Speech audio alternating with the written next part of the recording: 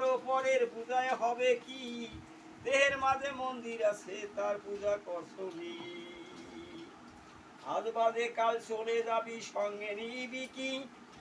ওরে আজ বাদে কাল চলে যাবি সঙ্গে নিবি কি ওরে যে তোমারে পাঠাই আছে মনরে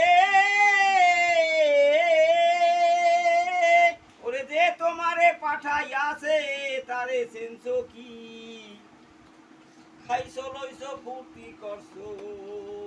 আনন্দে দিন কাটালি ও তুই নিজের পূজা নিজে করো মনরে